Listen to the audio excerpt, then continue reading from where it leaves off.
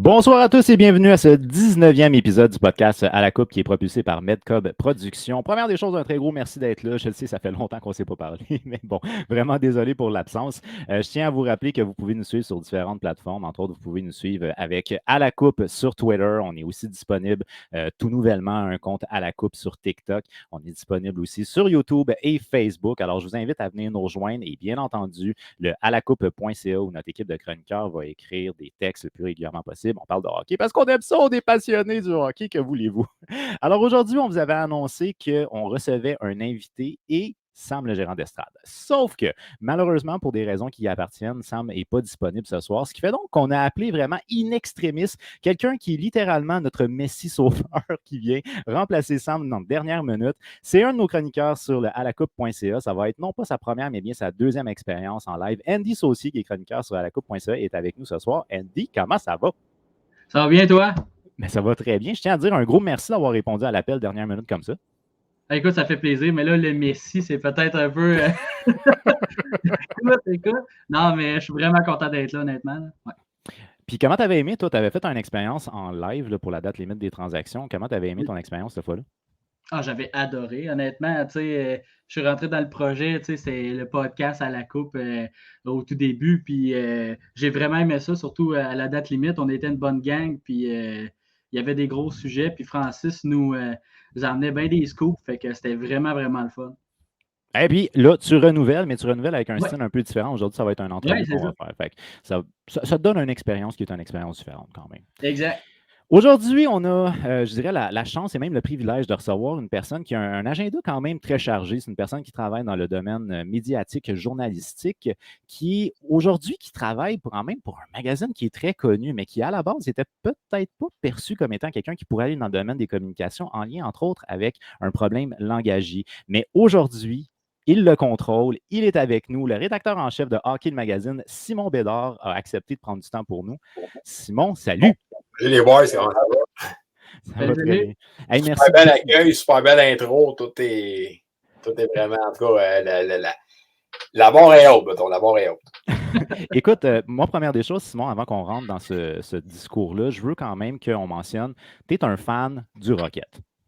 Oui, bien écoute, on suit beaucoup avant le Rocket, nous autres. On fait souvent des 2 pages, 4 pages par rapport à eux dans chacune des parutions. Comme on parlait un peu tantôt avant qu'on rentre en onde, c'est important qu'on parle de nos jeunes ou de nos espoirs qui s'en viennent, là, peu importe la ligue avant qu'ils soient beaucoup en demande puis qui arrivent. Donc, exactement. Donc, j'en ai pas manqué une date en série cette année à Place Belle. J'ai été là souvent à fond cette année aussi. Donc, extrêmement content de ce buzz-là présentement. Puis là, est-ce qu'on y croit? En tout cas, ça, d'abord, c'est la preuve que tu as quand même été voir au moins une game d'avant de série là-bas à Place Belle cette année. Exact. Moi, j'ai été voir le premier match, puis tu sais, je vais être honnête avec toi, l'organisation du Rocket, pour moi, est une organisation qui peut aspirer à aller loin, mais je vais être 100% honnête, j'ai pas vu l'Ouest. Fait que je connais pas vraiment les autres équipes. Non, exact. Puis je suis pas assez calé en Ligue américaine. C'est pas comme notre ami Anthony Marcotte là, qui fait un travail de même à la description présentement là, au 91-9. Salutations faites d'ailleurs. Donc, non, c'est ça. Donc, je suis pas assez calé là, au niveau des Checkers de Charlotte et des Thunderbirds de Springfield et tout ça. Mais ça, je trouve ça pas parce qu'on va comme d'apprendre à découvrir des équipes, je pense. En étant dans le corridor, on va voir des clubs peut-être qu'on voit un peu moins à la Place Belle habituellement ou pratiquement pas. T'sais. Donc, ça, je pense qu'honnêtement, ça peut être intéressant pour ça. Puis, écoute, rendu là, je pense que c'est juste d'avoir du bonus pour l'organisation. Moi, j'étais là avec deux de mes oncles, le match 2 contre le Crunch. Là, ben, à fond, c'était le match numéro 3 et 4. Là, en tout cas, le match avant qu'ils ont perdu par jeu blanc contre le Crunch pour s'en aller faire un match ultime là-bas. Puis je me disais, on va-tu revenir ici cette année? Puis j'étais déçu parce qu'il y avait tellement un bon pass de hockey de la Ligue américaine, tellement un bon pass de hockey ce week-end-là, je pense qu'il faisait comme 33 degrés, une canicule, puis tout ça. Je me disais, c'est plate que ça se termine déjà de cette façon-là. Fait que jamais que j'aurais pensé qu'il était pour ça se rendre en troisième ronde, sortir les Americans d'hier un coup de ballon en 3 pour se rendre jusque-là. Fait que tout le monde vraiment qui travaille là, puis tout ça, ils l'ont pas eu facile depuis une couple d'années avec la pandémie, puis tout ça.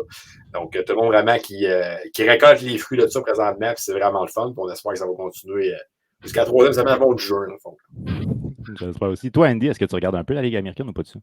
Écoute, je vais être totalement honnête, pas du tout. Okay. C'est sûr, tu sais, je suis fan du Canadien, fait que je regarde les Rockets du coin de l'œil, ça c'est sûr et certain, mais j'ai pas regardé une game. Des fois, je regarde des games dans la saison, mais tu sais, c'est pas beaucoup, là, c'est pas assez que j'aurais voulu, mettons, mais c'est sûr que je check ça du coin de l'œil parce que ça reste les espoirs du Canadien, fait que il n'y a rien qui est pas intéressant dans le Rocket, là.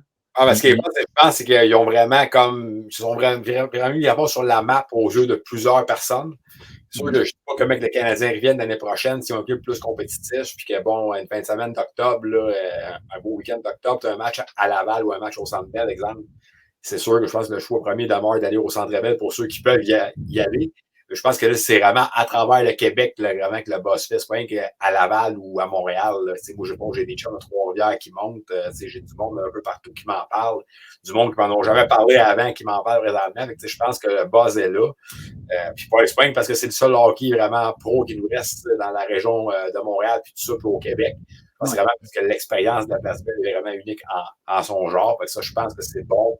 Puis ça reste à voir vraiment à moyen long terme les retombées de tout ça. Mais je pense que présentement, écoute, aller à la Place Belle, les concessions, puis tout ça, c'est même pas à l'âge présentement, tellement qu'il y a du monde, il y a un line-up, le monde achète, le monde est content d'être là. C'est vraiment une expérience le fun. Puis c'est vraiment différent d'un match au Centre Bell, au côté du happening client, puis tout ça. Ben, tu sais, honnêtement, là, moi, j'ai été à plusieurs matchs de saison régulière. J'ai été au premier match de séries éliminatoires, puis effectivement, c'est une ambiance qui est complètement différente, là. C'est ça, tu as un vibe. Tu as un vibe qui est différent, puis il y a plus de monde. Mettons qu'en saison régulière, il y avait peut-être 8 000, là, sont genre à 11 000. Là, fait que c'est clair que. Puis quand la game a fini, écoute, moi, il gueulait en sortant. Il était comme là. Alors, en saison, je vois souvent, comme je dis, je suis très rare à chaque fois de l'organisation. Je connais plusieurs joueurs. On les aide en faisant des bons features. Eux autres, ils nous donnent beaucoup d'accès. Ils nous donnent un accès à la Place Belle en tout temps. Fait que, souvent, en saison, j'allais souvent avec des chums ou avec des proches pour jaser un peu, être là, jaser un peu, puis tout ça. Là, quand j'y vais, c'est dans un mode un peu, sans dire qu'est-ce que j'ai vécu au Centre Bell l'été passé avec la run de playoff, mais là, on y va avec on veut les voir gagner rendu là. Oui. Écoute, tu leur poseras un message particulier de ma part. Là, les cérémonies d'avant-match, je les ai trouvées vraiment belles. Honnêtement, je trouve que c'est bien organisé. Puis pour moi, c'était. Ça me fait beaucoup penser à Vegas. Oui. Mais j'ai aimé ça. Paris, il a donné sa glace les derniers matchs. Après ça, tu as le monde en haut avec le feu, avec les gros drapeaux du Rocket. Les jeux à fond de lumière, c'est pas sûr vraiment qu'à Rocky il y a ça. Chris, non. Honnêtement, ils ont vraiment mis la barre haute au niveau de la présentation. Puis, je trouve que l'organisation. Venez voir ça. Je suis avant que les billets partent très vite. Moi, pour être avec un de mes chums, Estrade, match numéro 1 dimanche passé, il a fallu que je passe sur les sites de revente. Fait que, je pensais jamais faire ça pour aller voir le Rocket, mais c'est rendu ça.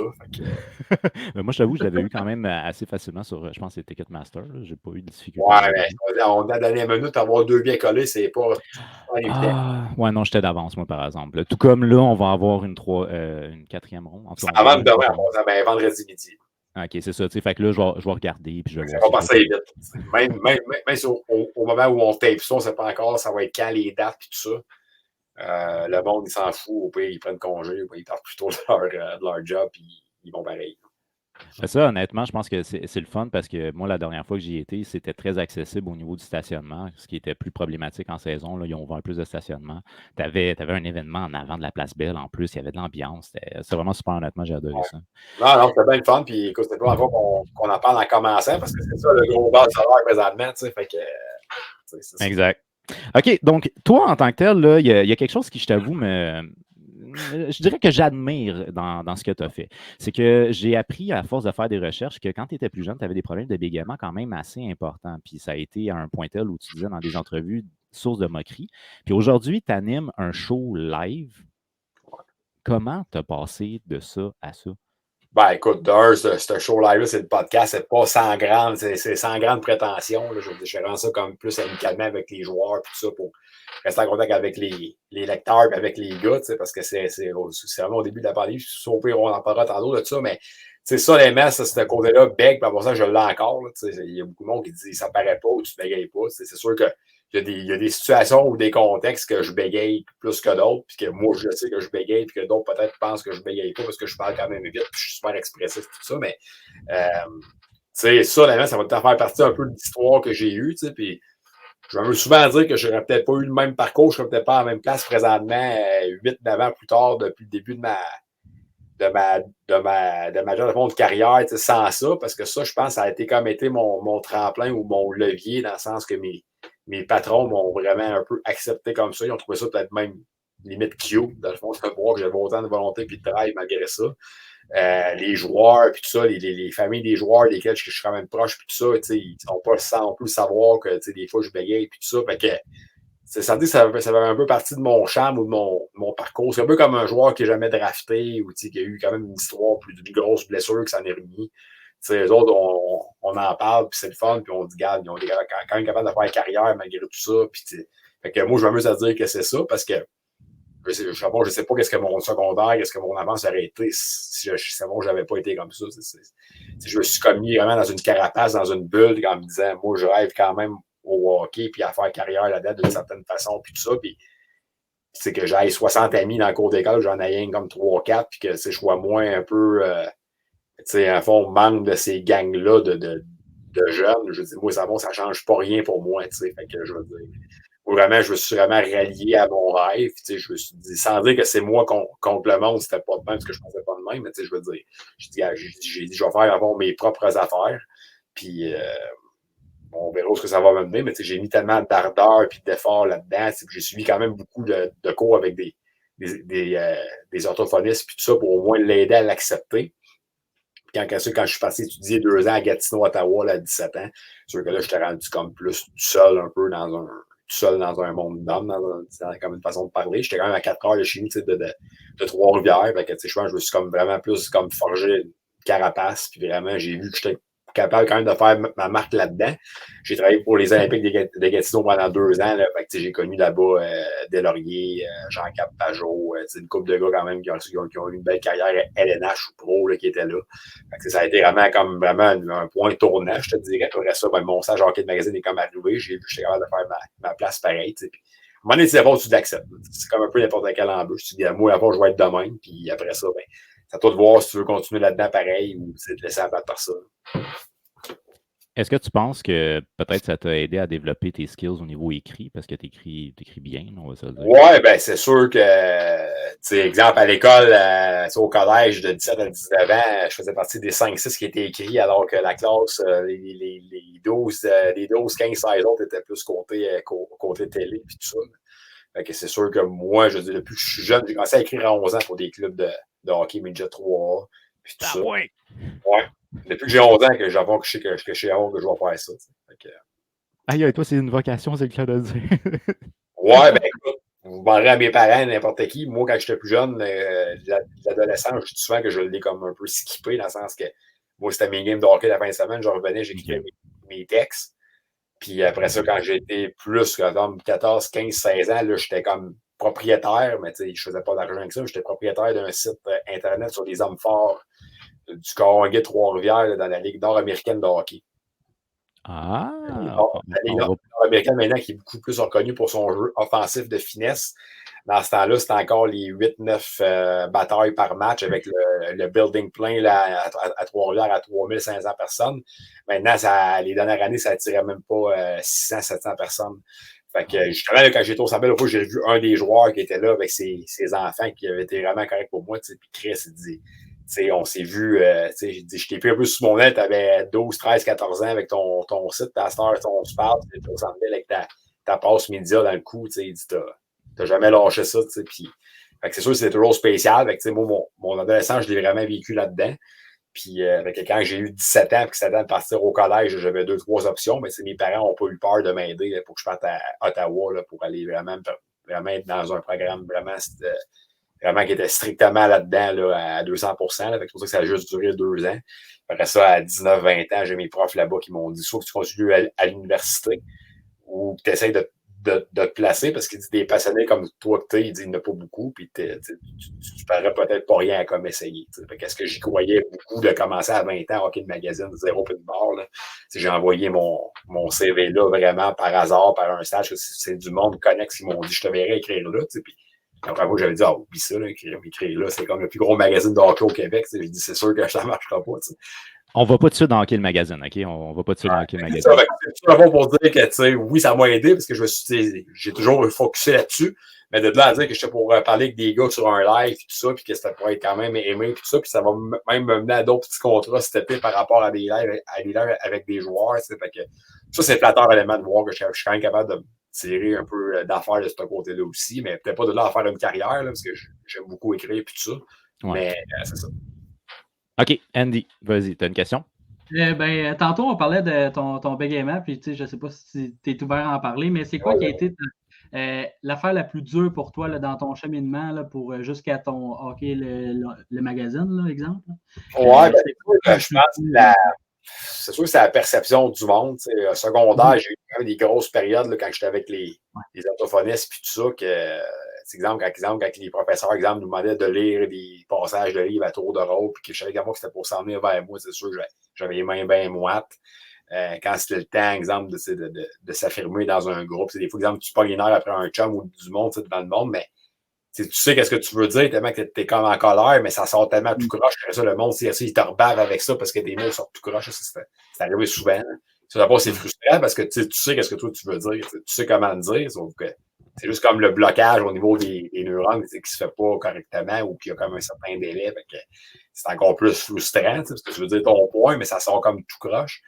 Fait que c'est sûr que ça, c'est bien une période, je rappelle, comme j'ai déjà compté, à un moment donné, l'orthophoniste, elle m'a demandé comme mes devoirs de la semaine. Puis à un moment donné, c'était avec ma mère. On était une gang de chums chez nous que j'ai invité pour regarder des games du Canadien. Puis mon devoir de la semaine, c'était de prendre des commandes de tout le monde pour commander au restaurant. Puis il fallait comme que j'appelle pour commander pour la gang. Ça, c'était beaucoup. Ça, c'était une grosse épreuve. Wow! Fait que là, tu prends ça en note. Exemple, toi, tu vas prendre une pizza large avec une frite puis un coke. Exemple, nous, on était 5. C'était quand même une pompée de commande. Après ça, là, c'était la porte fermée dans sa chambre. On était assis. Puis elle l'appel. Appelle, puis dis-le à ta commande. Puis il faut vraiment que tu le fasses. Il faut qu'on prenne en note que tu as commandé toi-même à telle heure, telle date. Puis, quand j'avais même déjà compté, j'avais déjà comme. Je m'étais pogné qu'un chum parce que c'était à mon tour d'appeler à Cage au Sport pour réserver pour notre soirée du samedi soir pour regarder le Canadien. J'avais peut-être 16 ans à ce temps-là. Puis j'avais comme faim d'avoir eu une punition de ma mère pour pas aller à Cage au Sport, pour pas avoir appelé moi-même pour réserver. T'es sérieux? T'avais une punition pour ça? C'est fou pareil. Je me rappelle avant ma mère, et ça, ce gars-là, ce chum-là, était venu souper chez nous, peut-être une semaine après, puis comme sans trop vraiment que je m'en rappelle ou sans trop le savoir, il avait dit comment ça, il dit comme ta punition que tu as eue le week-end passé qu'on n'a pas été à la cage. Puis ma mère, elle s'est dit, ta punition, c'était quoi ça? Fait que mon chum est venu gros, je t'ai écrit, il dit, tu m'as menti. Ben, alors, après ça, j'ai été y parler, pour lui expliquer la situation, mais quand tu as 16 ans, là, tu sais pas c'est quoi. Là. Fait que, tu penses vraiment que le gars, il se fout de toi et qu'il a comme pas de voir ou whatever. Fait que, ça, bon, je conseille qu'un autre chum qui était supposé être là, on arrive, on dit, voyons, c'était fou pareil, mais. Fait que, tu sais, puis moi, vraiment, c'était quand même. Sûr, cette période-là, c'était peut-être plus intense. C'est vraiment léger maintenant. J'en ai connu avec mon association pour les jeunes becs du Québec, des cas extrêmement extrêmes que c'est des blocages, il n'y a rien qui sort, tu clignes des yeux. Fait que, tu sais, maintenant, moi, c'est extrêmement léger. Fait que, je me considère chanceux. En même temps, j'ai travaillé pour, mais tu sais, il y a plusieurs degrés de ça. T'sais. Moi, c'est comme ces histoires-là, mais il y en a qui seraient là des vrais becs, puis qui seraient peut-être encore pires que ça aussi. Puis j'aimerais ça aussi parler, là, tu viens de le mentionner, tu as eu, toi, tu es arrivé à un moment donné dans la Fondation des Jeunes Becs, tu étais représentant pour la Fondation, et puis là, tu as brassé les événements, tu as fait connaître ta fondation, puis entre autres, j'avais lu que tu étais très fier d'avoir réussi à avoir Alex Galchenyuk pour, je pense, un tournoi d'hockey Cosum ou quelque chose comme ça. Oui, exact. Ben, à la fois, j'ai arrêté mon rôle de porte-parole, ça a duré 5 ans. Fait que j'ai commencé en 2014, puis dans le coin de 2018-2019, j'ai pris un petit... la direction générale de la Fondation a beaucoup changé. Puis ma grande complice, Chantal, là, que j'ai renoué avec elle justement dernièrement, avec elle qu'on a fait beaucoup de projets pendant 5 ans ensemble. Elle aussi, elle a comme dû quitter. Fait que moi, de j'étais en phase de pause un peu, c'était beaucoup quand même extrêmement demandant. Puis mon rôle hockey de magazine est quand même montait quand même assez vite. Fait que je sais, à un moment donné, il ne faut pas que tu te perdes toi-même non plus là-dedans à vouloir trop donner puis trop en faire. T'sais. Fait que j'ai arrêté quand même tout ça en 2018 environ dans ce coin-là. Mais beaucoup de contacts s'est fait au niveau de ma carrière maintenant de sport et médiatique grâce à ça. Parce que c'est comme un peu qu'on parlait tout à l'heure avec les jeunes prospects, que c'est le fun de parler d'eux autres puis d'être avec eux autres avant qu'ils deviennent extrêmement connus puis tout le monde, pour qu'ils voient qu'on n'est pas rien qu'après eux autres parce que c'est hot puis parce que tout le monde veut comme leur parler. Fait que moi, c'était beaucoup le côté implication communautaire avec les joueurs que je trouvais ça important. Puis fait que, tu sais, moi, à fond, quand je suis arrivé là en 2014, j'ai écrit des courriels pour les fondations des Becs. J'ai dit, je commence une carrière hockey de magazine. J'ai 21 ans. Je trouve ça important qu'on en parle, qu'on n'en parle pas assez. Moi, j'avais été là-dedans pendant toute mon adolescence, avec suivre des cours, puis tout ça. Puis je savais même pas qu'il y avait une association des jeunes Becs du Québec. Puis j'en aurais sûrement bénéficié plus jeune d'avoir été au courant de ça quand même. Fait que, tu sais, j'ai dit, faut que d'autres mondes comme moi qui ne le savent pas le sachent. Fait que, c'est moi, un peu avec le background que j'avais, puis tout ça, moi, c'était vraiment le côté visibilité un petit peu. Chantal, c'était un peu ce côté organisationnel, puis tout ça. Fait qu'ensemble, moi, à fond, j'amenais du monde, ou, tu sais, je sollicitais du monde. Elle faisait comme elle organisait les événements, puis on en parlait ensemble. Fait que ça faisait quand même, mixé ensemble, ça faisait quand même des choses très, très, très, très le fun. Jérémy Grégoire, qui est devenu un de mes très bons chums, là, quand il s'est fait drafter par les Canadiens en 2014, dans ce coin-là, a été beaucoup impliqué avec la fondation. Jordan Caron, qui a joué pour les Bruins. Antoine Lagagnère, qui dans le temps était un espoir des Ducks, maintenant il joue en Europe. Vers la fin, là, beaucoup de joueurs du Rocket se sont aussi impliqués. Galchenyuk, ça a été avec sa sœur, puis ses parents, puis lui. 2 très, très gros événements qu'on a fait avec. Il a vraiment beaucoup donné de son temps à la fondation. C'était très, très le fun. Puis vers la fin, on avait comme un programme avec le Canadien au Complexe Bell de Brossard, qu'une fin de semaine de match par mois. Il y avait un jeune bec puis ses parents qui venaient avec moi, puis un invité surprise. Puis en fond, il assistait à l'entraînement du Canadien depuis la galerie de presse de Brossard, puis il y avait comme une visite guidée de la salle de presse. Il y avait un membre, mettons, de l'organisation ou aussi la personne de surprise qui donnait, mettons, des photos signées d'elle, que ce soit un comédien, une femme de joueur du Canadien ou quoi de même, ou un joueur. Il y avait ça, la visite de la passerelle. On a reçu Ludivine Redding, Émile Mayotte, Joey Scarpellino, Pascal Danielus, Nicolas Delaurier avec ce programme-là. Des fois, j'en reparle, je pense à ça, puis j'ai dit c'était tellement le fun, en même temps, c'était tellement gratifiant que ça me manque. En même temps, côté carrière oublié, j'aurais plus le temps de faire ça non plus. Fait que, je pense que la première portion de la vingtaine a été beaucoup bénéfique pour ça. On a fait beaucoup de belles rencontres. On a mis beaucoup ça sur la map à notre façon. Maintenant, la deuxième portion de la vingtaine, là, je pense, sans dire que c'était mission accomplie, on a vraiment donné beaucoup de notre temps. Fait que je pense qu'on peut quand même quitter la tête haute pour se rappeler un peu quand même de la différence qu'on a pu faire à notre façon. Tout le temps dans le but vraiment de prendre des jeunes becs sous leur aile et de leur dire qu'ils sont pas tout seuls là-dedans non plus. Seigneur. OK, c'est vraiment inspirant ton affaire parce que moi, ce que j'ai lu là, très rapidement, c'est que tu avais mis la fondation sur la map. C'est-à-dire que la map existait déjà, tu as fait connaître la fondation. Je ne veux pas te lancer des fleurs, mais c'est ça que j'avais lu. Okay? Beaucoup de textos puis de courriels. Émilie Bière qui était venue quand il y avait le vibe des beaux malaises qui était très, très bon. Ludivine Redding est venue en plein buzz de 1. Alice Morin-Michaud qui a joué dans les 2 films, puis oui, le plus junior majeur, mais surtout dans l'heure bleue. Puis c'est grâce à ça que son chum, Anthony Terrien, qui est un comédien aussi, est devenu un peu de mes bons chums parce que lui avec s'est impliqué comme par la bande. Honnêtement, ça a été des rencontres malades. J'étais avec Émile Mayotte, le comédien, l'autre fois à la Place Belle, justement, le match 1 le dimanche passé. Puis c'est un de mes meilleurs chums, mais je l'ai connu grâce à la fondation. Fait qu'honnêtement, le monde voyait que oui, exemple, j'avais une carrière, puis j'avais quand même une belle visibilité avec ce que je faisais. Mais quand c'est temps de redonner à la communauté et aux jeunes, on est vraiment tous là pour le cœur, pour la cause. C'est même Samuel Montambeau, qui est mon grand chum. Je suis avec sur Rocket l'autre fois. Sam m'avait donné de son temps beaucoup pour la cause quand il était pour l'Armada, puis qui était super jeune, puis tout ça. On n'en a pas encore l'autre fois. Sam Millard, il disait, Emile, il était avec nous autres justement là, pour les becs. les gars, honnêtement, donnent de leur temps, puis c'est ça qui est le fun. C'est un autre côté, puis ça crée des liens, parce qu'on voit que là, on n'est pas là pour la job ou par exemple des matchs à venir ou du repêchage. On est vraiment là pour aider les jeunes. Fait que c'est vraiment un accès vraiment spécial à leur quotidien, puis on les connaît, puis on les découvre encore plus grâce à ça. C'est vraiment beau ce que tu me racontes. Honnêtement, j'aime beaucoup. Merci beaucoup. Andy, as-tu une question par rapport à la fondation?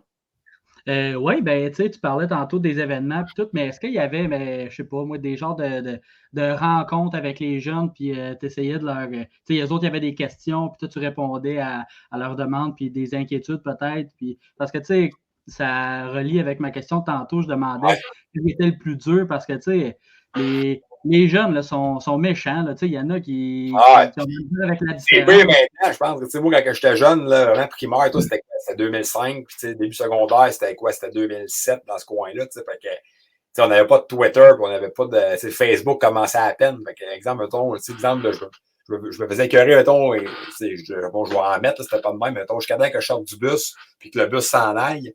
Puis ça recommençait à ça le lendemain matin quand le bus arrivait au stop. Fait que, à cette heure-là, Instagram, les gens sont tous là-dessus. TikTok, t'en parles, Facebook. Si, par exemple, tu veux prendre à partir un jeune, puis vraiment, il fait la vie dure, là, ça peut aller jusqu'à encore à y écrire, puis le rejoindre d'abord sur ses propres réseaux. Fait que je pense que c'est ça qui est quand même différent dans mon temps, dans un sens, mais en même temps, je veux dire, pour les gens, j'en ai vu plusieurs, par exemple, avec l'événement avec le Canadien au Complexe Bell, avec tous les événements avec les joueurs, mais de parler moi-même. J'ai été déjà invité une couple de fois, exemple, dans des événements un peu forts de la Fondation, parce que ça faisait quand même 25 ans que ça existait, cette fondation-là, quand même, là, malgré le fait quand même que j'ai juste comme découvert ça en 2015 dans ce coin-là. Fait que, tu sais, sauf que il y avait déjà beaucoup de programmes qui étaient impliqués. Je viens de voir le commentaire qui rentre. Oui, c'est un beau commentaire. Prends le temps. Écoute, je mérite aussi M. Matt à persévérer parce qu'honnêtement, c'est comme faisable un jour de parler avec n'importe qui puis de raconter l'histoire. Je veux dire, il faut vraiment que tu l'acceptes. Parce que moi, les jours, exemple, que je suis plus équitable ou quoi de même, ça se peut, exemple, que je parle avec une personne puis ça sort tout croche. Puis regarde, c'est pas grave. Non, on peut que tu oublies. C'est pas parce que ce jour-là, exemple, tu t'accroches le pied dans la bande de trottoir qu'il faut aussi que tu oublies tout le parcours que tu as fait avant. C'est une belle image. Ensuite de tout ça pour dire que il y a plusieurs programmes, il y a des camps, des thérapies intensives pour les jeunes. Puis il y en a, exemple, des orthophonistes de carrière qui étudient là-dedans et qui sont là vraiment pour aider ces jeunes-là à vraiment les prendre en charge. Fait que eux autres sont vraiment entre bonnes mains. Mais oui, des fois, ça peut être le fun avec ça, des exemples de voir du monde comme moi ou même des joueurs ou les vedettes que j'amenais, c'est bien comme de voir que un tel artiste, en 2-3 tournages ou quoi de même, prend le temps de venir comme me voir puis s'intéresser à moi puis donner une tape dans le dos. Si moi j'avais eu ça plus jeune, je suis bon que j'aurais été extrêmement content aussi. Puis ça va nous amener à tu as 21 ans, puis là, tu commences à travailler pour Hockey Magazine. Comment est-ce que tu t'es lancé là-dedans? Là, tu t'as dit c'est quelqu'un qui t'avait proposé d'aller vers ça? Oui, bien, pour vraiment l'avoir, j'ai dit que ce rêve-là, je l'avais depuis avant que j'ai 11 ans. Fait que, mon grand-père m'a abonné au magazine tout le long de mon secondaire. Là, je vais recevoir les magazines quand j'avais les primes d'abonnement avec les t-shirts de Maxime Lapierre signés, de Gomez, puis tout, c'était Yaroslav Spacek, puis ça a été les porte-paroles dans le temps, là, un peu l'équipe de 2010 avec le parcours à lac, mettons. Là. Oui, je me rappelle. J'ai été comme abonné tout le temps. Mon grand-père a tout le temps acheté tous les magazines canadiens. Ça. Fait que, moi, c'était spécial de recevoir chez nous. C'était le fun. Là. Mais tout ça pour dire que rentrer dans ce bois-là, c'est vraiment aux Olympiques de Gatineau. Là, une de mes bonnes amies là-bas, là, Audrey, là, qui travaillait à fond pour l'organisation au COM. Je l'avais croisé tout bonnement. Je me rappelle encore un peu de la scène avant une game. Je sais pas trop, on parlait exemple de nos demandes de stage qu'il fallait faire pour un peu finir ce programme-là. Puis elle n'était pas là-dedans, mais elle me connaissait. Puis elle lisait le magazine. Elle m'avait dit, je disais tantôt le magazine avant de m'en venir au match. Elle disait vraiment que je te verrais là-dedans. T'sais. Moi, je dit, ben ouais, non. Il y a tellement de monde qui pourrait rêver à ça. Je dis, c'est pas moi, crème, qui va. Elle dit, gars, elle dit, tu fais rien de comme essayer.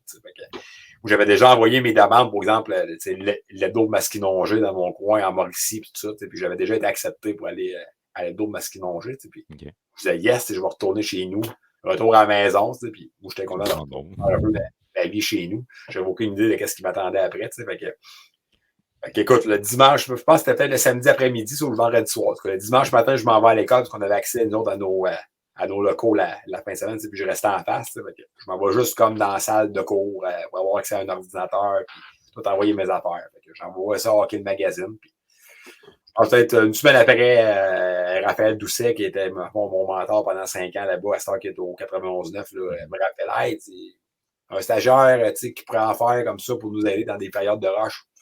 Surtout, le fond, que c'était comme pas un stage payant, c'était un stage bénévole. Fait que les autres étaient super ouverts à ça. Une couple de questions, puis regarde, je vais prendre ça en note, je t'en reparle. Mon boss, d'abord, le grand patron Richard Baudry, qui va vraiment donner ma première chance, puis à Star, on est encore ensemble là-dedans maintenant, presque 10 ans après. C'est spécial pareil, mais que. Il paraît qu'il a comme donné le go à Raphaël. Raph m'a rappelé. Tu pourrais faire le stage tout le mois d'avril 2012. Puis, écoute, moi, je capotais raide. C'est clair. Fait que là, depuis 2012. Fait que je suis à fond, j'ai mon nom sur le payroll d'une certaine façon depuis 2012. Au début, c'était vraiment rien. Après mon stage, moi, j'avais juste 19 ans, mais on m'avait fait comme laisser voir que je pourrais avoir un job là-dedans plus tôt que je pourrais le croire, puis que l'autre, il y avait peut-être des projets avec des passes. Quand tu as 10 ans, puis que tu te fais dire ça, là, tu penses que tu ne pars plus de Montréal, puis que tout est parti. Là. Fait que ça a pris quand même un certain temps avant que je revienne, quand même. Mettons, il m'appelait pour le guide des poolers, une couple de périodes de rush, des gros projets, par exemple, pour de la correction de quoi de même, de dépanner. Fait que moi, c'est exemple que je partais exemple de Trois-Rivières, puis j'avais comme cet appel-là, là, hey, bientôt, nous aider une couple d'heures ou 2-3 jours, telle date. Moi, c'est comme le gars de la Ligue américaine qui a un call-up. En plus, je vais toucher un chèque, fait que là, c'était le chèque, c'était hot. Moi, je trippais raide. Mais tu sais, sauf que j'étais tellement convaincu que c'était là, l'été 2012, il y a comme le lockout qui est comme arrivé, c'est le lockout de 2013 qui est comme arrivé. Fait que ça a comme eu un peu retardé les affaires, puis là, en tout cas, les projets qui pensaient qu'ils pourraient m'aider à rentrer dans la boîte n'ont pas abouti tout de suite.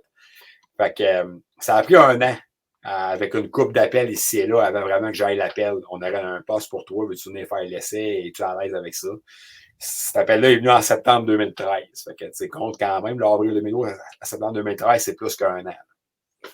Ouais. Ça commençait à être rough pareil. J'étais comme chez mes parents, je suis retourné un peu aider le club Midget 3 avec des textes. J'avais encore ma job là, l'été à Piscine à Vague du coin à aider, mais tu sais. Piscine à Vague, quand moi je venais de comme goûter à mes premières games.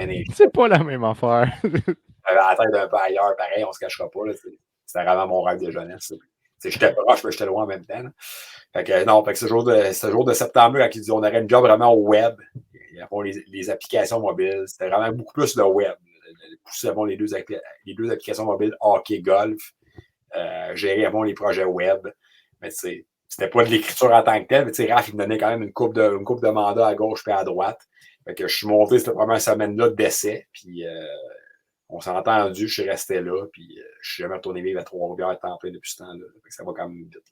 Établi à Montréal. OK, Andy, je te laisse la prochaine question. Donnez-moi 2 minutes, je vais aller chercher des revues. Je veux juste les montrer aux gens. Pendant ce temps-là, pose la question, je reviens. Ouais. Moi, ce qui m'intéresserait, c'est de savoir là, à quel moment là, tu t'es dit là, OK, moi, c'est vraiment ça que je veux faire dans la vie, puis peu importe ce qui arrive, c'est là que je m'en vais, puis il n'y a rien qui m'arrête, là, c'est ça que je fais. Là. Ben, écoute, mes souvenirs les plus lointains, c'est que ça a commencé en 2004-2005, quand j'étais en 6e année. Je commençais à écrire pour le club Midget 3, les estacades, puis j'étais en 6e année. C'est quand même un contact de la famille qui était le physiothérapeute du club que mon père avait dit, parce qu'il il venait souper souvent la fin de semaine, parce que lui, à fond, c'était le frère à ma belle-mère de l'époque. Fait que, tu sais, moi, avoir le physiothérapeute des estacades qui venait souper chez nous, c'est comme si Martin Saint-Louis s'en venait comme chiller ça, dans le fond, c'est pour un gars de 11 ans, 12 ans. Là. Mon père avait dit, crime, tu vas déjà au game avec moi, tu fais déjà des textes pour le fun, pour comme écrire. Fait que ça a vraiment parti de même. Fait que, tu sais, lui, il a vu ça, crime, il dit, t'as rien que 11 ans, 12 ans, d'abord, t'écris de même. C'est quand même assez spécial, puis c'est rare. Fait que, c'est impressionnant. On aurait ça à la mère André Tourigny Denise, qui était une fond des bénévoles du club, avec Mme Rochefort. Eux autres, à fond, ils s'occupaient vraiment un peu du bar, des communications. Ils touchaient à tout, eux autres, quand même. Ils m'ont vu à une game locale. Ils m'ont dit, hey, on a lu tes textes, c'est vraiment spécial. qu'est-ce qu'on pourrait t'offrir, c'est de faire nos comptes rendus de texte pour les games locales. Tu ferais tes textes, on les mettrait en ligne sur le site web. Puis il dit, tu aurais comme, une belle expérience. Moi, j'étais en 6e année. Moi, je capotais bien raide. C'est sûr. C'est comme si d'abord, je devais faire le club Midget 3 pour les gars de 15, 16, 17 ans quand j'avais rien que 11 ans, 12 ans, puis que c'était carrément autre chose. Donc, c'est drôle. C'était avant, ce monde-là, j'y recroise encore aujourd'hui quand je vais voir les matchs. C'est encore le même monde pour moi qui travaille là, puis tout ça. Fait que c'est à partir de même. Puis comme j'ai dit, après ça a été comme mes sites web seniors qui m'ont beaucoup donné un gros bagage pour un gars de 13, 14, 15 ans. Fait que je pense à la partie de même. Je ne veux pas te dire une date ou un moment, mais c'est vraiment comme cette expérience. C'est ça que j'ai jamais arrêté de faire. OK. Moi, je voulais montrer un petit quelque chose. OK. Première des choses, je tiens à dire que probablement à tous les ans, quand je fais mes previews sur YouTube, je vais utiliser les guides du pooler d'Hockey le Magazine. Ça, c'est quand même, justement, ça, c'est une autre bonne corvée qui s'en vient. Ben, je me souviens avoir vu dans tes, je pense que c'est l'année passée, là, dans tes stories Instagram, là, tu disais que tu travaillais, c'est des mois de travail, tout préparer ça. Et là, ce que je voulais vraiment te montrer, moi, c'est ton spécial que tu as fait pour Guy Lafleur. Ouais. Le spécial pour Guy Lafleur était vraiment une revue très particulière parce que là, on ne parle pas ici, tu sais, normalement, je veux dire, c'est des belles revues qu'on fait, là, mais c'est surtout des entrevues. Mais le spécial de Guy Lafleur, il y avait quelque chose de la fois sobre, mais des très, très belles photos en plus en tout cas, c'est des photos historiques, puis c'est. Oups, je ne suis pas du bon bord, excusez. C'est des entrevues avec des gens proches. Fait que moi, je tiens à te féliciter pour le travail que tu as fait, qui est un travail à la fois sobre, mais qui rend un bel hommage à un homme qui a été grand pour l'organisation. Ouais, c'était c'était un drôle de projet, ça. C'est pour ça que souvent, le monde dit un peu son décès et tout, qu'est-ce qu'elle a suivi, comment tu l'as vécu. Je l'ai vécu comme si je venais comme de perdre un chum, mais je l'ai jamais. J'ai rencontré comme partisan 3-4 fois, mais jamais dans mon cadre de carrière. Fait que je veux dire, s'il me connaissait pas, là, moi, si mettons, il me connaissait, c'est que bon, il a lu le fond de magazine, moi, je le connaissais pas vraiment de côté professionnel. Mais un peu comme tout le monde, j'ai été vraiment touché par ça. Puis, tu sais, ça a comme déjà sorti un peu à gauche par droite que ce magazine-là, je l'avais comme commencé un petit peu d'avance, malheureusement. Fait que, tu sais, un peu comme tout le monde, les bulletins de nouvelles ou les émissions spéciales de radio, les gros documents d'exemple de la presse, puis tout ça, tu sais, il y avait un petit peu de stock qui était prêt de côté parce que on savait qu'il ne serait peut-être pas à sa 71e fête là, en septembre. Là. Fait que c'est sûr que, tu sais, puis c'est tellement un numéro où ce que tu veux comme pas te planter, tu veux comme pas le botcher, là, parce que, tu sais, on avait fait M. Béliveau quand j'avais commencé avec le magazine en 2014, je l'ai un peu en avant de moi, là. Ça avait été fait par Raphaël beaucoup plus, moi j'avais juste aidé avec une coupe d'articles et tout ça, mais on dit beaucoup que ça a été le plus gros succès de l'histoire d'Hockey le Magazine, ou presque là, du côté des hors-séries, M. Béliveau, tellement que c'était gros, que c'était ça, puis que beaucoup de monde en avait parlé. Fait que, là, à cette heure, c'était moi qui avais comme le flambeau de faire ce magazine en tant que rédacteur en chef. Fait que, puis en même temps, j'ai juste 29 ans, fait que ça fait juste 8-9 ans que je suis là-dedans. Fait que, tu veux pas, exemple, que la famille voit ça ou ses chums, puis que je dise vraiment les mauvaises affaires ou que je sois carrément côté de la traque. Tu veux rendre aussi hommage. C'est sûr, il faut que je lise. J'ai lu beaucoup les livres. Monsieur Yves Tremblay, qui était son agent, il a fait un livre que j'ai lu, que j'ai pris des notes. Mathias Brunet avait fait un livre, Raconte-moi Guy Lafleur. Régent Tremblay avait aussi fait une chronique dans la presse qui c'était, je pense, les 10 histoires inédites sur Guy Lafleur. J'ai lu beaucoup. Je me suis mis un gros stress avec ça. À un moment donné, c'était beaucoup de corrections. À un moment donné, c'était bon. C'est fait, c'est prêt. On va souhaiter qu'il soit encore des nôtres le plus longtemps possible, mais le jour que ça va arriver, on va être prêt. En tout cas, honnêtement, moi, je n'ai pas vu le numéro que tu me parles, là, mais celui de Guy Lafleur, je l'ai vraiment aimé.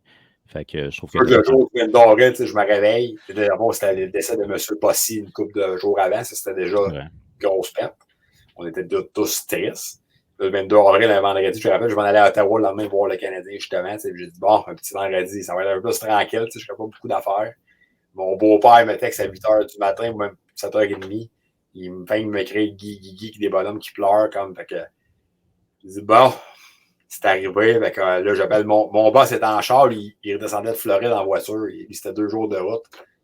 Puis, lui, je rappelle, il ne voulait pas qu'on manque notre coup. Il voulait que tout soit bien fait dans les règles de l'art. Puis tout ça. Fait que, il lui avait qui se mettait une petite pression avec ça, mais là, on avait comme arrêté d'en parler, parce qu'on disait, bon, Guy Lafleur, pour nous autres, c'était comme immortel, ça n'arrivera pas demain, t'sais. Fait que là, je l'ai appelé. Ouais, je dis grosse nouvelle. Il dit de quoi ça? Ben, il est parti. Bah, il dit tabac. En plus, il était en char tout le long de la journée. C'est pas le meilleur timing comme pour un peu nous permettre après ça d'envoyer ça en impression puis s'assurer que tout soit bien fait. Fait que au jour-là, j'ai travaillé full pin. Puis en même temps, on était préparés. Puis honnêtement, on est bien fiers de ce que ça l'a donné. Mais après ça, j'ai été justement à la Chapelle Ardente au Centre Bell. Puis tout ça, c'était rough, parce que moi, j'avais comme ça, cette pression-là de ce magasin comme qui retombait. Un mix d'émotions. Je suis quand même content pour mon jeune âge d'avoir rendu hommage, je pense, à sa juste valeur. En même temps, comme partisan de hockey, très, très, très triste quand même d'en perdre un très, très grand beaucoup trop tôt. Fait que, non, ça a été spécial quand même.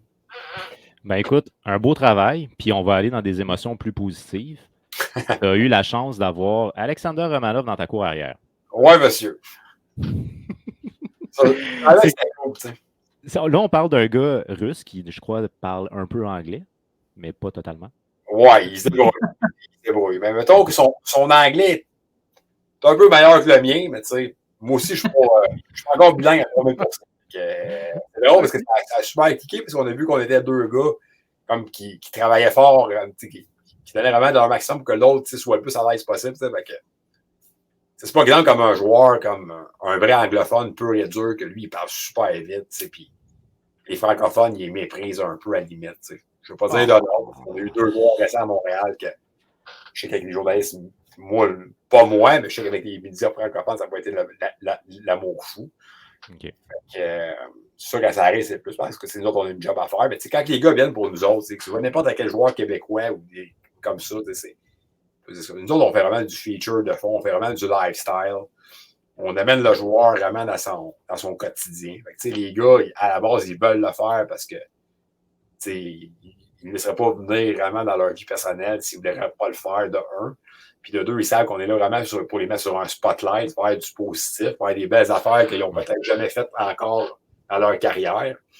Fait que, ils savent qu'ils ne seront pas bâchés, ce ne sera pas le calvaire pour eux autres. Ils étaient vraiment avec le sourire. Mais souvent, mettons, l'été, c'est moi qui vais à la fond chez les gars. Mais d'avoir Romy chez nous à Pointe-aux-Trembles, quand même, ça dans la cour arrière, ça glace. C'est sûr que ça, c'était. Le petit voisin d'en haut, il a pas mal trippé, vraiment. Puis je me souviens en plus, une parenthèse dans ton article, à Mané Romanov, il dit j'ai jamais vraiment joué sur une glace extérieure. Le jeu, c'était pas à fond son agent de marketing qui m'aurait dit garde, on y avait dit 1 heure. Puis ça fait déjà 1h30, 2 heures qu'il est là. On va le sortir comme par respect pour y montrer qu'on n'en vise pas sur lui. Je pense qu'il sera encore là en train de jouer. C'est comme si il a vraiment trippé, honnêtement. Il a vraiment eu du fun. Lui, écoute, un jeune partisan qui parle aucunement. Écoute, il n'y avait aucune communication de langage. C'est mon petit voisin, il y a 10 ans. Il parle zéro anglais. Mais rien que dehors, pas de stress, sur le bord de l'eau. Une belle journée d'hiver à moins 15 environ, gros soleil, une POC, un jeune partisan du Canadien, lui, les chandails. C'est ça, ça disait tout. Les photos du photographe William Rondeau, c'est pas que. Ouais. Honnêtement, tu vois que le jeune, ben lui, là, que je considère qu'il est jeune, il a eu du fun. Là, il a eu du plaisir à faire. Ouais, puis vraiment, c'était comme c'était un peu avant le départ de Dominique Duchamp. Le club allait vraiment pas bien. Là, fait que, les gars étaient vraiment écœurés, là, je pense, au niveau des performances. Fait que donc, après une pratique, juste de venir faire le vide au niveau mental. Donc, écoute. Mais c'est rare que les gars viennent. On a même ça à mon grand chum, André Lessard de Hero Sports, qui m'a. Ça faisait longtemps qu'on se disait qu'il faudrait faire un projet commun avec Romy. Mais ça a été compliqué aussi. On a retardé le départ du magazine en imprimerie parce que c'était le bye week. Il y avait eu des cas de COVID. Le club était parti à la route. Romy avait été faire sa quarantaine en Floride. Nous autres, on ne le savait pas. T'as pas de problème, lui, Colin, quarantaine en Floride? L'histoire était toute faite. Tout le magazine était prêt, sauf les nombres de 4 pages avec le petit cover page. Mais il restait qu'à comme l'amener dans ma cour. Ça a été vraiment jusqu'à la dernière seconde. On l'a amené le vendredi après-midi, puis ça partait le lundi aux presses. Fait que là, on ne peut pas avoir de cancellation. Mais il est venu. Ça a été vraiment A1. Fait que ça valait vraiment la peine d'attendre. Nice! Est-ce que tu as une question, Andy, qui a rapport à Hockey le Magazine? Oui, ben, tu sais, dans le fond, là, Je sais pas comment formuler ça, puis j'imagine que la réponse est simple. Mais on me l'a, on va dire ça. mettons, comment vous gérez, je sais pas, les temps morts de saison, puis des fois, il y a comme un mois peut-être qui se passe rien. Puis comment vous gérez ça? Moi, honnêtement, je ne travaille pas temps plein hockey. Beaucoup de monde pense que je fais 40 heures, 50 heures semaine, rien que hockey. C'est sûr que c'est tout ce qui est côté hockey. Là, je dis ça que ça passe à 80% par mois, dans le sens qu'il y a encore Richard, le grand boss, qui est encore là, puis qui travaille encore, qui chapeaute ça par en haut, puis qui prend quand même les dernières décisions, puis qui tranche dans certaines affaires.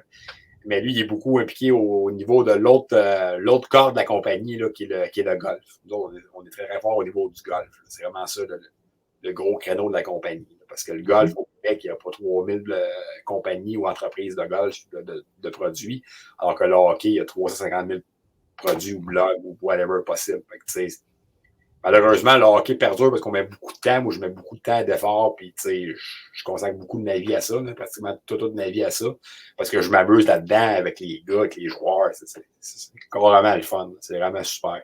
Mais c'est beaucoup de temps quand même.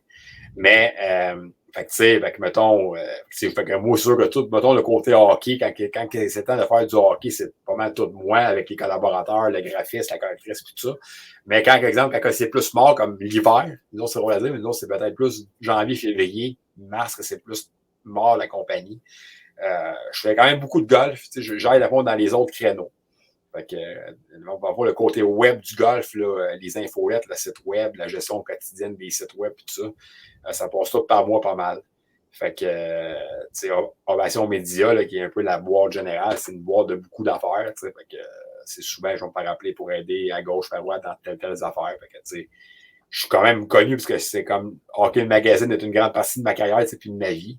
Mais de là à dire que je fais rien que ça de ma vie, c'est le Japon, je te mentirais. Puis il y a des périodes de l'année que c'est plus tranquille. Mais tu sais, moi, l'été, c'est ma plus grosse période avec le guide des poolers et le golf qui bat son plein. Fait que, mettons, jusqu'à milieu août, là, ça va être beaucoup de temps, beaucoup de sacrifices, puis tout ça. Mais ça me dérange pas de pas me lever à 6h30 du matin. Puis mais ça, ce qui est pas avec le télétravail, c'est que avant, exemple, si je me levais, il faut que je prenne ma douche, il faut que j'arrête au Tim Hortons, je m'en vais à la job. Tu perds un peu de temps. À cette heure, je peux me lever à 6h30 du matin, puis à 6h45, je commence déjà à travailler. Avec ça, au moins, c'est le fun, puis ça fait gagner du temps, puis même le soir. T'sais.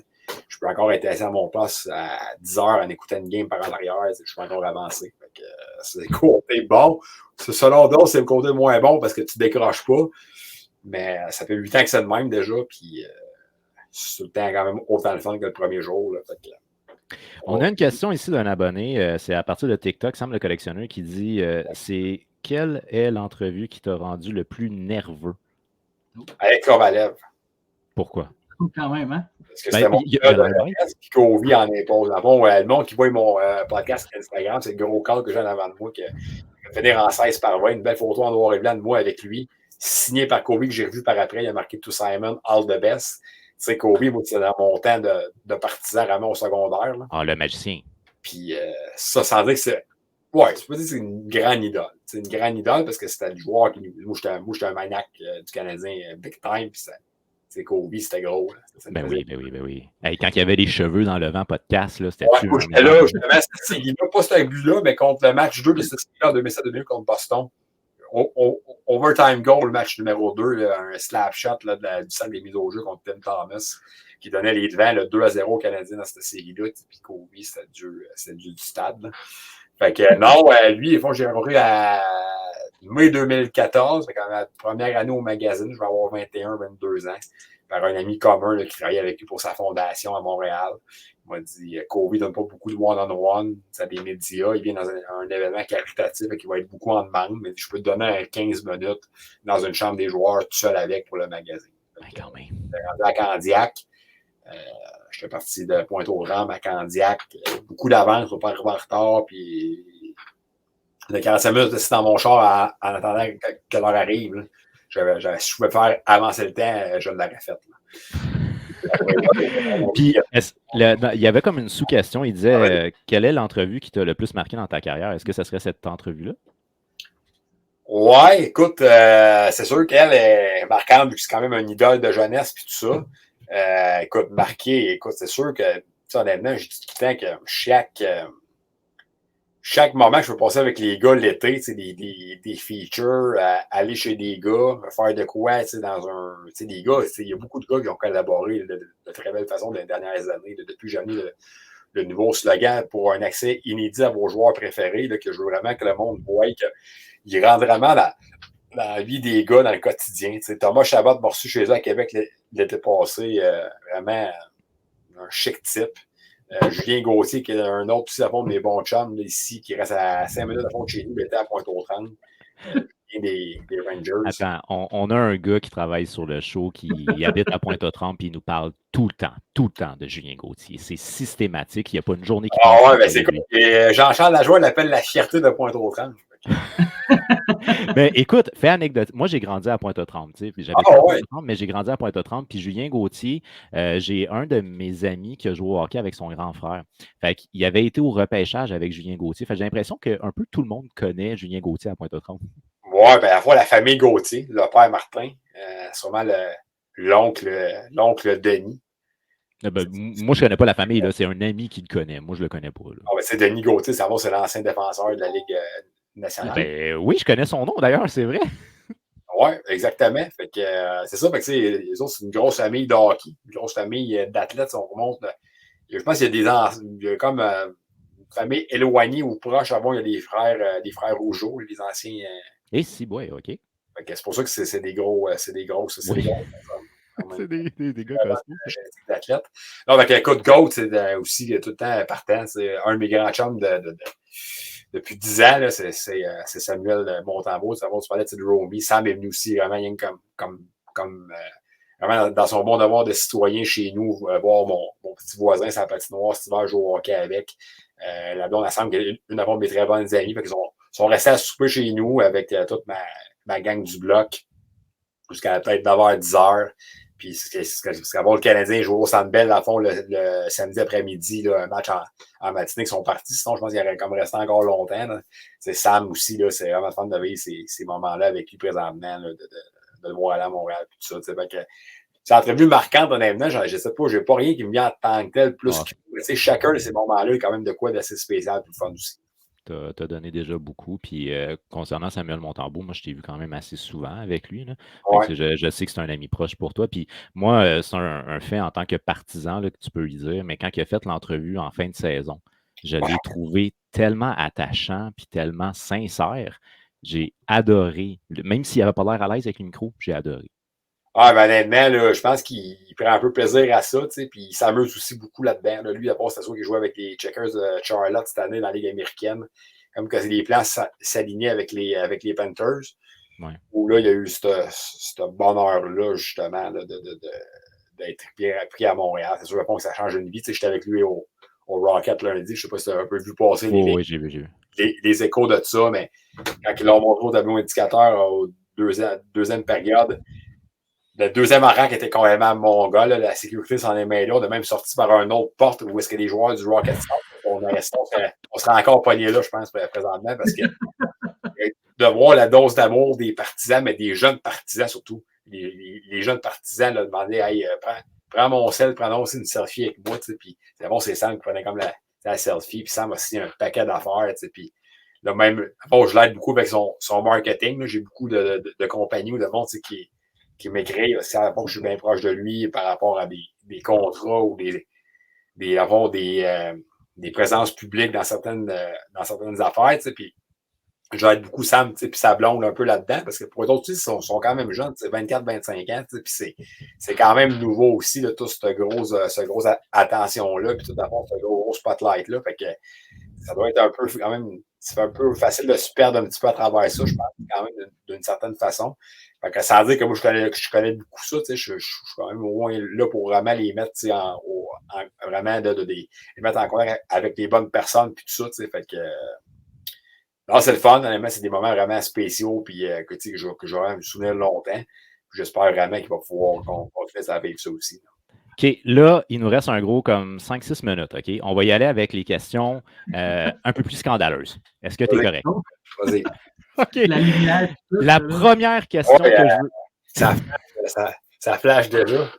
La première question que je veux, OK, c'est que là, tu viens de nous parler, Samuel Montembeault prend des photos avec des jeunes, puis il est très impliqué, beaucoup de gens vont devant de lui. Est-ce que c'est important d'avoir des Québécois dans l'organisation du Canadien de Montréal? Oui, oui, beaucoup par rapport à ce qu'on a vu cette année, mais ça dépend à quel prix. On a vu un peu cette année, je me rappelle, l'été passé au mois d'août, là, écoute, le monde tripait, là, Cédric Paquette est arrivé, Mathieu Perrault est arrivé, Sam arrive, il y avait Drouin, il y avait, écoute, Laurent Drouin qui est arrivé, David Savard, là, on disait, wow, c'est comme genre dans le temps, on vient de se rendre en finale de la Coupe Stanley, puis là, il y en a 9-10 qui arrivent, là, enfin, on est parti du bon bord, puis tu sais, malheureusement, il y a beaucoup de ces gars-là qui n'ont pas fini l'année comme réguliers ou qui n'ont pas fini l'année à Montréal tout court. C'est important, je pense, d'avoir les bons, ceux vraiment qui vont être à l'aise là-dedans, qui vont être aussi capables de livrer une bonne performance à la glace, malgré toute cette attention-là un peu plus différente. C'est un peu comme un Philippe Danault. Philippe aussi, j'étais à l'école avec lui. Phil, je l'avais quand même très bien avec lui. D'ailleurs, je suis tombé par hasard sur une entrevue que j'ai faite à Brossard avec lui dans la chambre des joueurs, un one-on-one, un 20 minutes.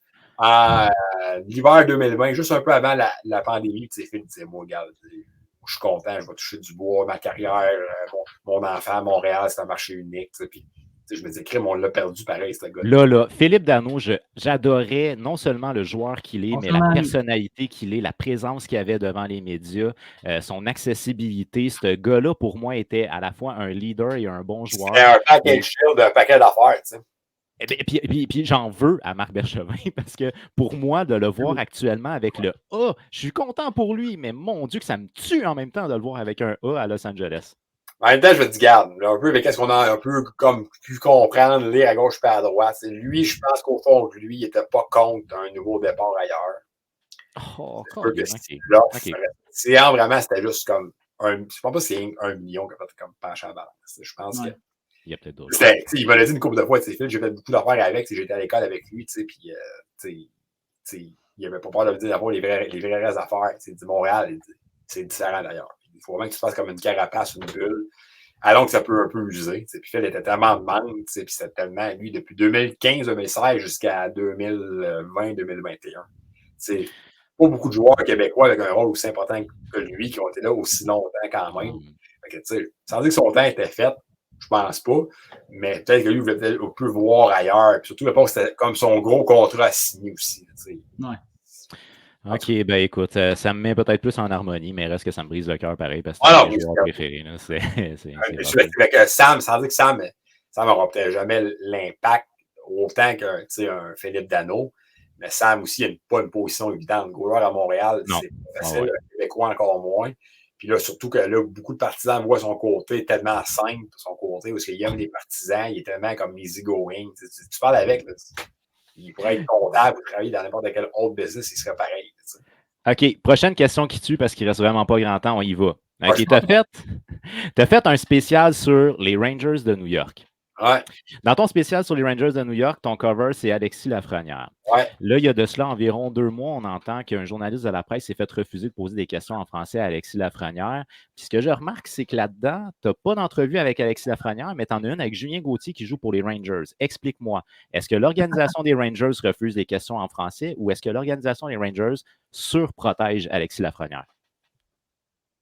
Moi, c'est juste la raison, c'est que je n'ai pas pu vraiment y parler tout court. Fait que, je me suis de bord. Je me suis de bord parce que moi, c'était déjà prévu que j'allais à New York, où j'avais une virée là, que je voulais faire le Devils, Rangers, Canadiens qui s'en venaient là-bas. En tout cas, il s'est passé beaucoup de péripéties dans ce voyage-là, si bien que mes rencontres avec Pajot, Thomas Chabot, Julien Gauthier, puis Lafrenière ont viré à Samuel Montembeault à l'hôtel, vu que le Canadien s'en allait jouer là-bas. Mais Sam, c'est mon chum, puis c'était comme super évident. C'était comme pas un fait d'arme d'avoir Monty à l'hôtel. Puis Julien Gauthier, parce qu'on était mangé au Baker Shops Cupcake, la plus grosse place de cupcakes à New York, avec sa mère, puis Goats, puis sa blonde, puis après mes amis. Parce que j'ai passé par Julien, parce qu'avec les Rangers, c'était compliqué. OK. Fait que dans le fond, tu as passé directement par Julien pour pouvoir atteindre Julien. Parce que Julien veut collaborer le plus possible avec nous autres. Il est conscient de ce que je fais. Il est conscient que je n'allais pas le mettre au bat puis l'assommer. Écoute, tu as vu un peu c'est quoi en dedans? C'est Julien qui s'ablonde dans un magasin de cupcakes. Puis c'est juste, en fond, parler de sa vie à New York. Alexis, c'est juste un peu vraiment de parler un peu de sa maturité, sa progression, puis tout ça.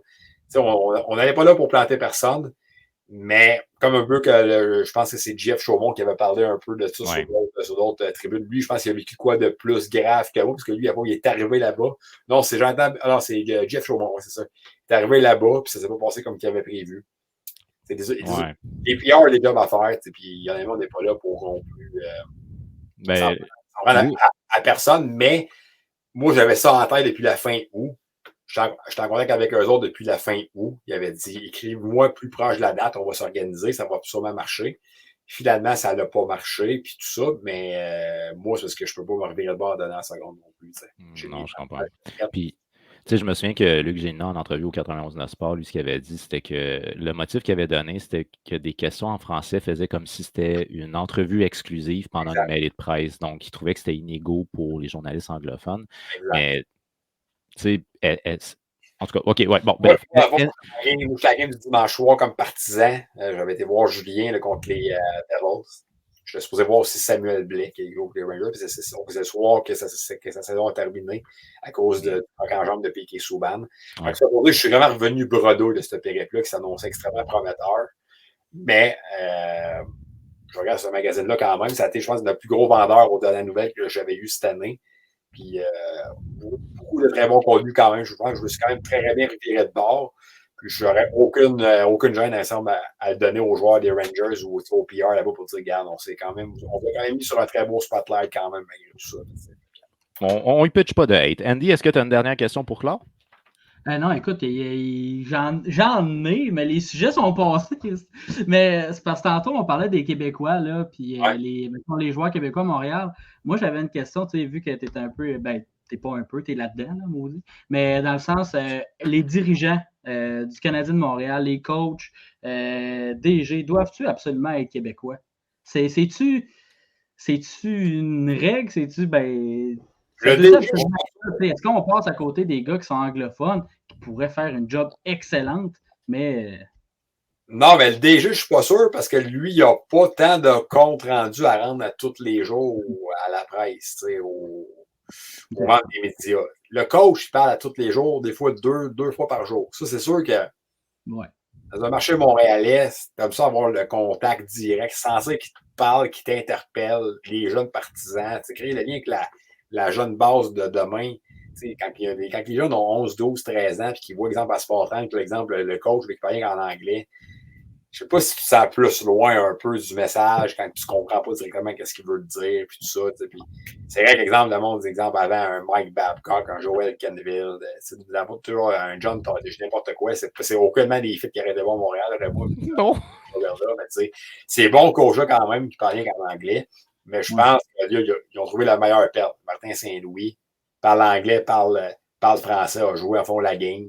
Ça a été vraiment un gros buzz, ça, tant qu'à moi. J'ai hâte de voir. Vivre Randy Conner-Ward, genre. Ah, exactement. Puis ça avait été vraiment donné à la seconde. Je pense qu'il fallait vraiment qu'il fasse un move de panique. Puis même Kirk Muller d'un série, je me rappelle quand Claude Julien avait eu son épisode cardiaque là, dans la bulle de Toronto. Ça avait été vraiment à la dernière seconde mal pris. Fait que Kirk avait fini comme à fond les séries, mais dans ma tête, c'était sûr qu'il revenait comme entraîneur-chef du Canadien, même si il a eu une grande carrière comme capitaine. Tu es un fier Canadien de Montréal, un fier guerrier. Puis, chez lui, Montréal va toujours avoir une grande place. Mais je pense que comme entraîneur-chef, oui, je pense que le côté communication est important. Mais comme DG, je ne suis pas sûr. Parce que, exemple, Gorton, on ne le voit pas tout le temps. Kent Hughes, au moins, c'est le fun. Il parle quand même un très bon français. Ça, je pense que c'est le fun aussi. C'est un plus. Mais je ne peux pas dire non plus que c'est. Ça, je pense qu'il faut quand même peut-être qu'il pense un peu à ça. Ouais. Ben, écoute, notre heure est passée. Ça a été une entrevue.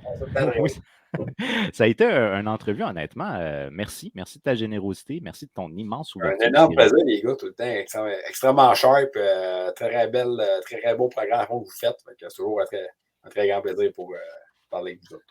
C'était vraiment intéressant, honnêtement. J'ai trippé à t'écouter, puis c'est vraiment intéressant. On aurait pas en faire encore une heure ou deux, vraiment. Ouais, moi, c'était parti. Je l'avais en passé, il paraît.